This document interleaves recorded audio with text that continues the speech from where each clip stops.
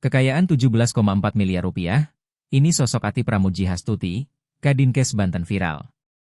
Ati Pramuji Hastuti adalah sosok perempuan menjabat sebagai Kepala Dinas Kesehatan Provinsi Banten.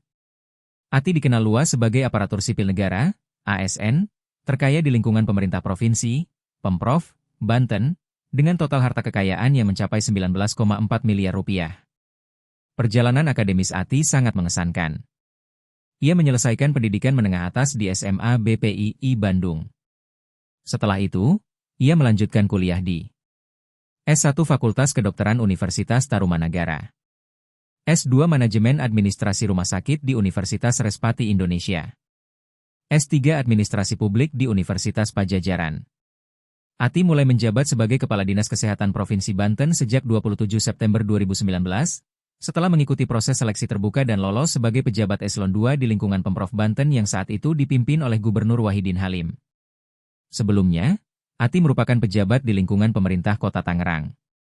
Ia pernah menjabat sebagai Sekretaris Dinas Perpustakaan dan Arsip Daerah Kota Tangerang, Direktur Utama RSUD Kota Tangerang. Ketika menjabat sebagai Direktur RSUD Kota Tangerang, Wahidin Halim masih menjabat sebagai Wali Kota Tangerang. Namun, pada tahun 2015, posisi tersebut digantikan oleh Wibisono setelah Arif Erwismansyah menjabat sebagai Wali Kota Tangerang. Dinas Kesehatan Provinsi Banten mengalokasikan anggaran sebesar 1,8 miliar rupiah untuk pengadaan makanan dan minuman, MAMIN, bagi pasien di Rumah Sakit Umum Daerah Cilograng dan Labuan pada tahun 2024. Namun, alokasi tersebut menjadi sorotan karena dilakukan meskipun kedua rumah sakit tersebut belum beroperasi dan terancam mengalami kedaluarsa. Kepala Dinkes Banten, Ati Pramuji Hastuti, menjelaskan bahwa saat pemeriksaan oleh Badan Pemeriksaan Keuangan, BPK, terdapat dua jenis produk makanan yang hampir kedaluarsa pada bulan Juni 2025.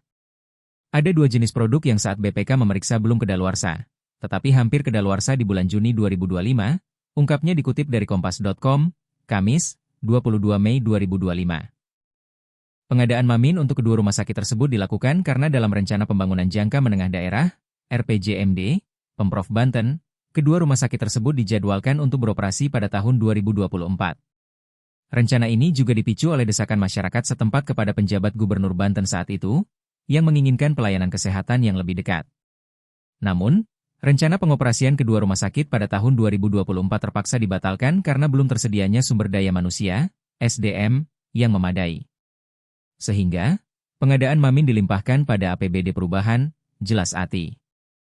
Download Tribun X sekarang, menghadirkan lokal menjadi Indonesia.